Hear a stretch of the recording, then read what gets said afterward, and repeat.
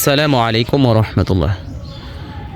সম্মানিত বন্ধুগণ, আপনারা দেখতে পাচ্ছেন যে আমাদের পুষ্করিণীতে যে বোয়াল মাছ, শোল মাছ এবং কই মাছ ছাড়া হয়েছে, তার মধ্যে থেকে আজকে হলো আমাদের মাছের বয়স হলো, আমরা যেই মাছ বিন্দি জাল থেকে ধরেছি এই ছাড়ার পরে 10 দিনের ভিতরে আমরা যত পরিমাণ অল্প অল্প গুঁড়া মাছ পেয়েছি, এই সমস্ত গুঁড়া মাছগুলো আমরা বোয়াল মাছের খাবার হিসাবে দিয়ে থাকছি। আমরা আগে ভিডিও দিয়েছি।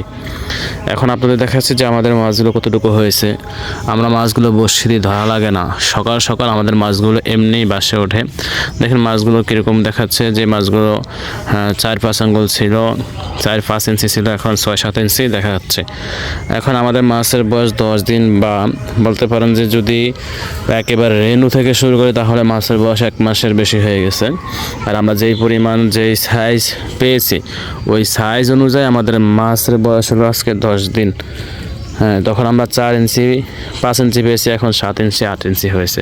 দেখেন এখানে একটা মাছ দেখাচ্ছে একটু বড় সাইজের, এই যে মাছটা একটু বড় সাইজের, এগুলো হলো বোয়াল মাছ। বোয়াল মাছ অধিকাংশ সকালবেলা বাসে, কিন্তু শোল মাছ বাসে না। এবং এখানেও একটা শোল মাছ দেখা যাচ্ছে, এই যে দেখতে পাচ্ছেন একটা শোল মাছ। মাশাআল্লাহ, শোল মাছের সাইজও অত্যন্ত ভালো হয়ে গেছে, বড় হয়ে গেছে।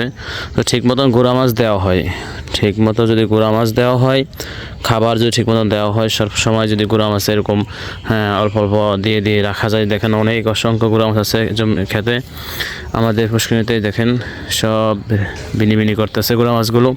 এরকমভাবে যদি গুঁড়া মাছ দেওয়া হয় তাহলে শোল মাছগুলো প্রায় আধা কেজি 1 বছরে আধা কেজি বা 3 পা, কোনো সময় 1 কেজিও হয়ে যায়।